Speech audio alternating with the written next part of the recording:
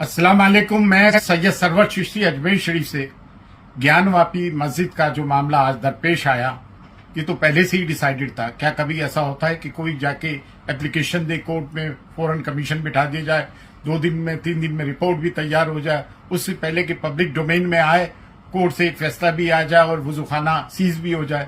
جس کو یہ شیولنگ بتا رہا ہے وہاں مسلم لائرز نے بنارس کے یہ بتایا ہے کہ ایک فوارہ ہے اور حقیقت میں وہ فوارہ ہی ہے اور 400 سال سے وہ نمازیں پڑھی جا رہی ہیں جب تو کسی کو تکلیف نہیں تھی. کیا یہ سمجھتے ہیں کہ اس کا بھی بابری مسجد کی طرح حال ہوگا؟ تو وہ کسی they are living in fool's paradise. مسلمان اپنے اس کلیم کو قطعی طور سے نہیں چھوڑے گا, یہ بات مان لیں. اور اس کے سب میں بڑے ذمہ دار وہ ہیں کہ جب بابری مسجد کا ایک غلط فیصلہ آیا تھا اور ان مسلمانوں نے مسٹر اجیت ڈوول کے گھر پہ جا کے نتمستک کیا تھا اور تشتری میں بابری مسجد کو پیش کر کے آئے تھے, سو کال دھرم گروز, وہ بکاؤ لوگ, وہ اس کے سب میں بڑے ذمہ دار ہیں. وہ کہہ رہے تھے کہ اب قصہ بند ہو گیا. نہیں, کتاب تو اسی دن کھلی تھی, پینڈورا باکس کھلی گیا تھا. اب اس پینڈورا باکس کو آپ کس طرح سے بند کریں گے یہ بتائیں. اور آج مسجد, محراب, ممبر, مدارس, درگاہیں اور خانقاہوں کا کیا رول رہا 3 سال میں؟ آپ خود فیصلہ کریں کیا رول رہا.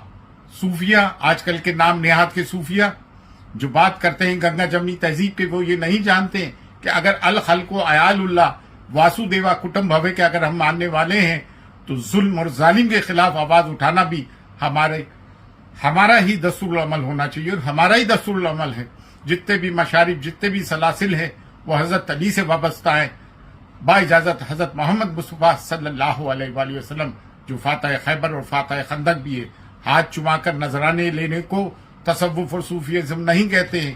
ان لوگوں نے بدنام کیا ہے مسلمانوں کو. واٹس ایپ بند کر کے, میٹنگز کو ختم کر کے پیسفل پروٹیسٹ کے لیے ہمیں روڈ پر اترنا پڑے گا. اور ہماری پشت پہ ایک مضبوط چیز ہے جس کو کہ کانسٹیٹیوشن کہتے ہیں, اور کانسٹیٹیوشن ہمارے ساتھ ہے. فی امان اللہ. اللہ حافظ.